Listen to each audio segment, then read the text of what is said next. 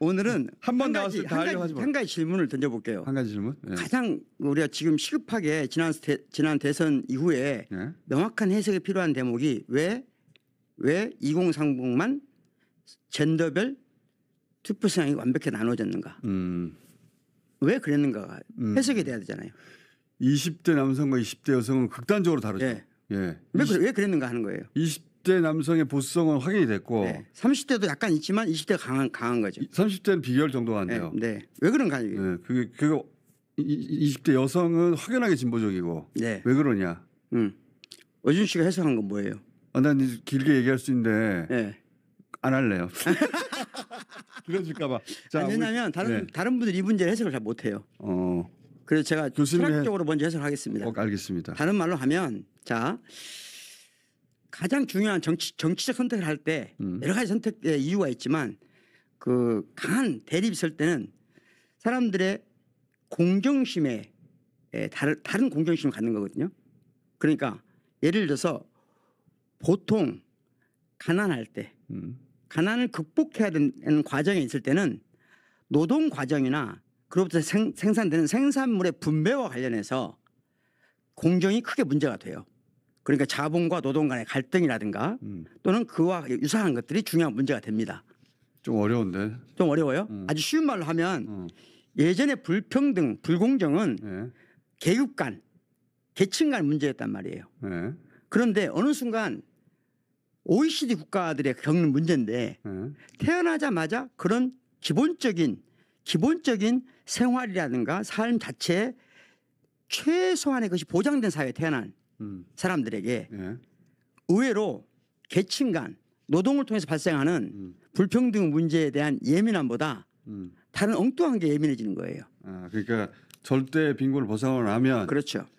그러니까 굶어 죽지 않는 사회가 되고 난 다음에 불평등은 무엇이 자극하느냐. 세계 10대 강국이 됐을 때 모든 나라가 겪는 문제였다는 거예요. 오케이. 예전에는 먹고 사는 문제 가지고 그 갈등의 그 치열함이 있었는데 그러니까 쉽게 말하자면 지금 우리 동쪽과 서쪽 간의 대결도 경제적인 문제로 생겨난 거거든요. 그러니까 박정희가 영남 패권주의를 만들어서 지역 갈등으로 포장한 거거든요. 그건 기본적인 경제적인 문제였어요. 왜냐하면 한쪽의 개발을 더 중시하는 거. 지금도 여전히 내가 지지하는 정당이 집권을 해야만 우리한테 경제적 이득이 온다고 생각하는 사람들은 지역적으로 그런 생각하시는 분들은 40, 50대예요. 기본적으로는. 60, 70대가 더 강하고. 그러면 왜 20, 30대는 그런 생각을 안 하는가 하는 거예요. 20, 30대는 기본적으로 가장 큰 공정과 불공정의 문제가 젠더 간의 문제라고 보는 거예요. 오케이. 불공정 이슈는 세대 간마다 다 있는데 다른 세대는 경제적인 거라면 요 20대 특히 남성 같은 경우는 젠더의 문제로 받아들인다. 그렇죠. 불공정 문제를 먼저 깨닫는 사람, 예를 들면 자본가가 불공정하다고 그래 노동자가 불공정하다는 얘기를 제기합니까? 항상 노동자가 제기하는 게 당연하잖아요. 그러니까 OECD 국가에서 이미 태어난 청년들은 그 논리면은 이 젠더 이슈는 20대 남성은 자기가 약자라고 생각하는 거네? 아니죠. 처음에는 여성이 약자라고 생각하고 문제를 제기하죠. 그렇지. 제기하고 그때만 해도 처음 제기할 때만 해도 남자들은 별 문제가 아니라고 생각해요. 그런데 어느 순간 여성들이 그 담론을 장악할 때가 와요. 담론을 주도하기 시작하면서. 담론을 주도하는 시점이 와요. 오케이. 우리도 지난 문재인 대통령이 탄생할 때쯤 그런 상황이 된 거예요. 그 상황은 뭐냐면 아주 간단한 얘기거든요. 지금 우리나라 문학 유군 시인이 나오셨지만 최근에 예를 들어서 소설로 책을 팔거나 시집으로 책을 파는 남성 작가가 거의 없어요. 이유는 간단하거든요. 이미 이 책을 사는 사람이 여성밖에 없어요. 여성이 압도적으로 차이가 나요. 성비가.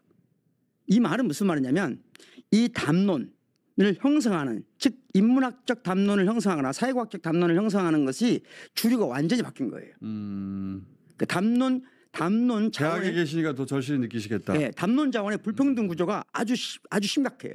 오케이. 그게 지금의 보통 남자 아이들이 초중학 중등학 과정을 겪으면서 바로 느끼는 거예요.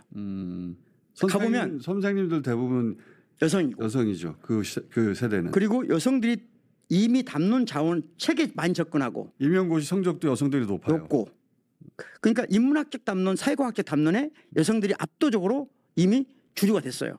아, 그건 진짜 제가 20대하고 완전히 다르네요. 완전히 다르죠. 네. 그러니까 그것에 대해서 처음에는 그 대학 강당에서 그걸 느끼신다는 거네. 그렇죠. 그러면 우리가 흔한 말대로 20세기 말이 되면 좌파가 전 세계적인 OECD 국가의 좌파 진보들이 아젠다를 새로 발견하거든요. 그게 환경 문제, 생태주의 문제, 그렇죠. 그다음에 여성 남녀 간의 젠더 문제. 여기서 아젠다를 발견해요. 근데 우파는 이때 아젠다를 잃어버려요. 그리고 환경 문제에 대해서 적극적으로 나서기보다는 반대하는 쪽에 무슨 하게 돼요. 트럼프 보면 알 수 있죠. 엉뚱한 일을 하거든요. 그러니까 흐름에 반대하는 역주행을 하기 시작해요. 그러면서 우파가 정체성 공백기를 겪게 되고 그러면서 우파가 극우화되는 거예요.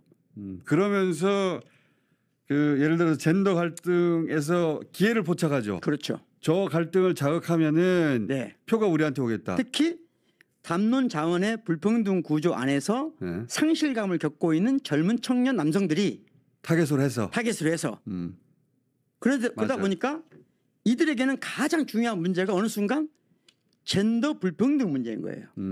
한쪽에서는 여성들은 여전히 여성이 겪는 사회적인 불평등 문제가 중요하죠. 또 신체적 위협이라든가 이런 게 예민한 감수성이 있죠. 그러다가 여성들은 쉽게 말하면 자기들이 겪는 이 위험을 동물들에까지 투입을 해서 동물 보호라든가 또는 채식주의라든가 이렇게 확장이 됐어요. 여성들은 계속해서 더 발전적으로 이 문제를 담론한 거죠. 모든 담론에서. 그런데 남자들은 잃어버린 거예요. 정체성을. 그러면서 이제 무엇을 하자가 아니라 저건 안 된다는 것밖에 안 되는 거죠. 그렇죠. 그러니까 극우화 되는 거거든요. 원하는 게 없는데 분노가 있으면 극우화 되는 겁니다. 이거는 약간 비정한 비유인데 예. 그 원숭이 세계에서 이 알파 메일을 제외하고 그렇죠. 짝짓기를 못하는 그 수컷들이 있어요. 네. 그 수컷들이 가지고 있는 이 불만과 좌절과 그 눈빛이 있거든요. 동물 다큐 볼 때마다 제가 느껴요. 그거. 근데 이 짝짓기를 못하는 수컷들에 비해 있잖아요. 저는 최근 20대 남성들한테서 그걸 느껴요. 그래서 그 관련된 커뮤니티, 그러니까 대학생들 지금 주요 대학들의 커뮤니티 가보면 방금 어준 씨가 말하는 것들이 프레임화돼서 많은 이야기들이 많아요. 여기서 방송에서 말하기 어려운 예를 들면 내용을 말하지 않겠습니다. 공대생 설거지론이라든가 이와 유사한 담론들이 많아요. 그러니까 말하자면 우리는 평생 벚꽃도 구경 못하고 고생만 했는데 어느 순간 보니까 여성들은 인생 모두 즐기고 있다. 그러니까. 그러면서 우리는 모든 고생은 우리가 다 하고 모든 피해는 우리가 다 본다. 이런 식의 담론이 확장되고 있는데 그러다 보니까 서로에 대해서 이런 말이 있어요. 걷기만 해도 긁힌다. 들어보셨어요? 그거는 들어본 적은 없는데 네. 그런 말까지 이게 있다. 지금 20대에 이건 남녀 모두가 느끼는 거예요. 걷기만 해도 긁혀요. 그러니까 우리가 상상하지 못하는 방식으로 예민해져 있어요. 그러니까 이거는 이 기성세대 소위 40대 이상은 전혀 감도 잡을 수 없는 거예요. 그렇죠. 예. 저 정도 예민한 사람만 지금 알 수 있는 거예요. 전혀 감도 잡을 수 없고 텍스트로나 혹은 커뮤니티의 분위기로나 그런가 보다 하지 그게 그런 세계에 살아보지 않았기 때문에 내면화되지 않아가지고 짐작할 뿐인 거죠. 그렇죠. 그래서 어제 제가 네. 이거 어려운 주제 금방 할 주제가 아니잖아 이거. 네. 아니 이제 그래도 아주 진짜 왜냐하면 빨리 이 문제가 무엇에서 비롯된지를 알려주고 그 다음에 얘기해야 되는데 지금 온 방송에 이야기하고 있는데 중심을 못 잡고 하고 있어요. 오케이. 오히려 소비하고 있다는 느낌이 들어요. 이 문제에 관해서 깊이 안 들어가고 어려운 주제고 예. 이 주제를 지금 금요일 날 지금 띵가띵가 하자고 하는데 이걸 시작하시면 어떡합니까? 그런데 한 가지 예. 이 문제에 대한 유일한 해결책이 뭐냐? 저는 이 갈등 이 지금 걷기만 해도 긁히는 상황은 뭐냐면요. 토론을 통해서 이성을 통해서 합의 지점을 찾아갈 수 없다예요. 이 주제는 네, 그러니까 이재명 대통령이 지향하는 국민 통합의 가장 큰 주제거든요, 이게. 어렵다. 이제 이 국민 통합이 호남과 영남이 통합하는 건 이게 이제 의미가 없어요. 지금은 그런 시대가 불필요하고 가장 중요한 국민 통합은 사실은 민주당과 국힘이 통합하는 게 아니거든요. 다시 말하면 2030에 젠더가 공통 기반을 빨리 마련해야 돼요. 그건 저도 그렇게 생각합니다. 그게 가장 중요한 문제예요. 예. 그럴 때 가장 여기 유일한 출구가 뭔가 하는 거거든요. 저는 그걸 자 지금부터 민주시민교육 합시다도 필요해요. 이거는 우리가 정준희 교수님하고 99분 의논할 때 예. 주제를 삼아야 될 것을 명비어차자 시간을 꺼내가지고. 그러니까 아니 이건 이재명 대통령만 빨리 이 문제를 판단해야 된다. 포착해야 된다. 이재명 대통령은 문제 포착력이 빠르기 때문에 이게 그러니까 본인이 말씀하시는 국민 통합의 핵심이 여기에 있다는 것을 빨리 인지하셔야 된다. 그렇지. 젠더 통합을 가지고 국민 통합을 얘기하지는 않지 우리가 보통. 그렇죠. 전통의 정치 논법으로는 여야 진보 보수인데 그게 아니에요 지금. 이게 아니라 지금 이 20대 젠더 어마어마한 젠더 갈등 이거 어떻게 할 거냐. 그렇죠. 그렇지. 이건 앞으로 대한민국의 미래를 결정하는 가장 중요한 국민 통합 주제가 돼야 된다. 그럴 때 맞습니다. 이 국민 통합을 위해 제가 한 가지만 말하고 오늘은 금요일이니까 여기서 어려운 얘기 하지 않으려고 하는데 벌써 다 했는데 간단히 말하면 뭐냐면 아주 간단히 얘기해 볼게요. 아니 거짓말하지 말고 한 줄만. 그러니까 무슨 말이냐면 간단하게 얘기한다고 그러놓고 보통 30분 얘기하니까 한 줄만 얘기해요. 그럼. 아이유 음악을 들으면 아이유 음악을 듣는 가수 아이유? 예. 아이유 음악을 듣는 남성들은 이직이 되지 않는다는 말이 있어요. 그런 이야기도 있어요? 다 연구를 제가 많이 했겠잖아요. 쉽게 말하면 아이유 음악을 들으면 보수를 지지하지 않는다? 극우가 되지 않는다. 극우가 되지 않는다? 예. 그러니까 쉽게 말하면 지금 20대 투표를 할 때 남자들도 이재명 대통령 쪽에 투표하는 사람이 많을 있을 거 아니에요. 네. 그 친구들 있는데 그 차이를 보면 대중음악이나 예술을 어떤 쪽을 접하느냐가 아주 중요하다는 거예요. 그거는 일리 있다. 그러니까 어떤 대중예술에 끌리느냐. 그렇죠. 그러니까 제가 어제 그랬잖아요. 예술가들에게 기본소득을 하자. 다 안 되면 20대만이라 하자. 그래서 20대에 예술가들도 많이 탄생하고 그 예술과 문화로 감각적인 방식으로 통합을 시켜야 된다. 논리가 아니라. 예. 그러니까 생각의 통합은 안 된다. 이미 그건 멀어졌다. 왜냐면요, 이거는 제가 관찰한 바에 따르면 제가 댓글 부대나 그런 걸 오랫동안 관찰해 왔잖아요. 걔들이 어디를 주안점을 두고 커뮤니티를 작업하고 그렇죠. 또는 댓글 부대 인력을 투입하고 하느냐. 그런데 한 10년 됐어요. 한 9년, 8, 9년 제가 처음 이걸 발견했을 때부터 따지자면 8, 9년 전부터 집중적으로 이 젠더 갈등을 부추기는데 그 작업들이 이루어지거든요. 여성 커뮤니티에도 작업이 이루어지고 이재명 대통령을 그 소위 이제 작업할 때 여론 작업할 때 1번으로 했던 게 여성 커뮤니티에 그렇죠. 침투해서 하여튼 그 디테일이 굉장히 많은데 어떤 작업을 했는지 한마디로 젠더 작업을 많이 했어요. 그렇죠. 이 돈을 거기다 썼다고. 그러면서 게임 커뮤니티 10대들이 많이 가는 게임 커뮤니티하고 여성 커뮤니티 중심으로 이 일이 엄청나게 일어났어요. 그래서 경제적 불평등이라든가 분배에 있어서 재원의 분배에 있어서 불공정 문제보다 지금 2030의 정치적 선택의 가장 큰 원인은 무시의 경험이거든요. 무시의 경험하고 무시와 함께 오는 수치심의 경험이에요.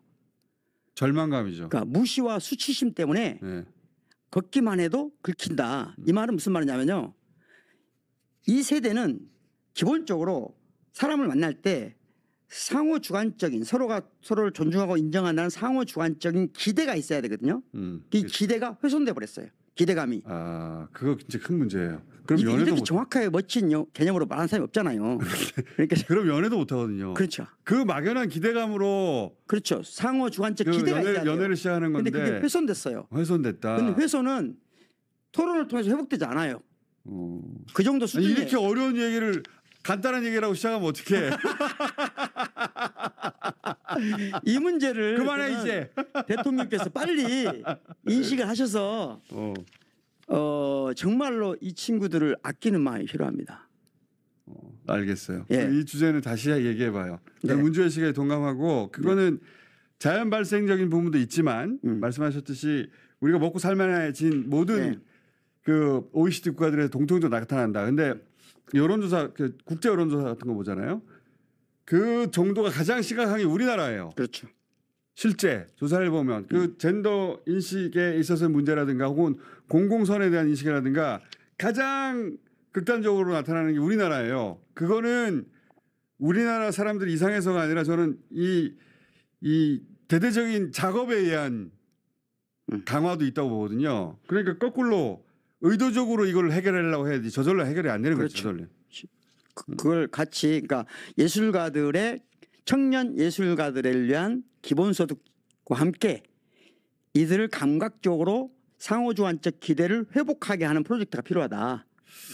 동의합니다. 예, 동의하고 이런 이야기를 금요일 날 지금 퇴근하려고 그러는데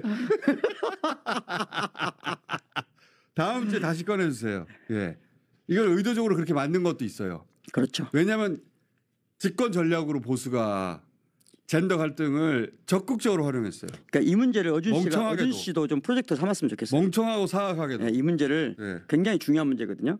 근데 저는 멍청하기도 한데 사악하기도 하거든요. 이게 예. 사악하기 시작했는데 멍청하게 자기들 집권 그렇죠. 전략에 반하게 된 거야 이게. 그렇죠. 결국은 그렇게 된 거죠. 결국은 그렇게 된 근데 거야. 희생되잖아요, 이 친구들이. 희생됐죠. 예. 이 세대가. 예. 근데 자기는 희생된지 몰라요. 저는 매일 지켜보잖아요. 예. 그 안타까워요 이게.